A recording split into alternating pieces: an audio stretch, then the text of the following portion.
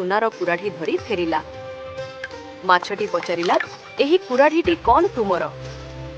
ରଘୁ ମୁଣ୍ଡକୁ ହଲାଇ କହିଲା, ନା, ମୋର ଲୁହାର କୁରାଢ଼ୀ ଥିଲା। ଯାଦୁକରୀ ମାଛଟି ଫେରିଗଲା ଏବଂ ଏଥର ଆଉ ଏକ ରୂପାର କୁରାଢ଼ୀ ଧରି ଫେରି ଆସି ରଘୁକୁ ପଚାରିଲା, ଏ କୁରାଢ଼ୀଟି କ'ଣ ତୁମର? ରଘୁ ପୂର୍ବ ପରି ଉତ୍ତର ଦେଲା, ନା, ଏଇ କୁରାଢ଼ୀ ମଧ୍ୟ ମୋର ନୁହେଁ। ଶେଷରେ ଯାଦୁକରୀ ମାଛଟି ତାର ଲୁହାର କୁରାଢ଼ୀ ଧରି ଫେରି ଆସିଲା।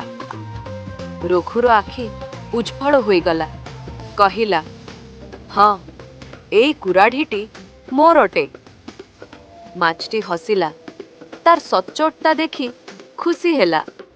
ମାଛଟି କହିଲା, ଯେହେତୁ ତୁମେ ସତ୍ୟ କହିଛ, ତୁମେ 3ଟି କୁରାଢ଼ୀ ରଖିପାରିବେ, ଲୁହା, ରୂପା ଏବଂ ସୁନା।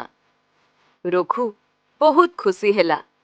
ସେ ଯାଦୁକରୀ ମାଛଟିକୁ ଧନ୍ୟବାଦ ଦେଲା ଏବଂ ସର୍ବଦା ସଚ୍ଚୋଟ ରହିବାକୁ ପ୍ରତିଶ୍ରୁତି ଦେଲା।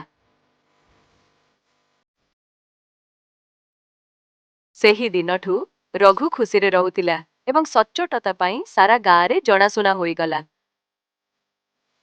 ନୀତି ଶିକ୍ଷା ହେଲା, ସର୍ବଦା ସଚ୍ଚୋଟ ରୁହ, କାରଣ ସଚ୍ଚୋଟତା ଅପ୍ରତ୍ୟାଶିତ ପୁରସ୍କାର ଆଣିଥାଏ।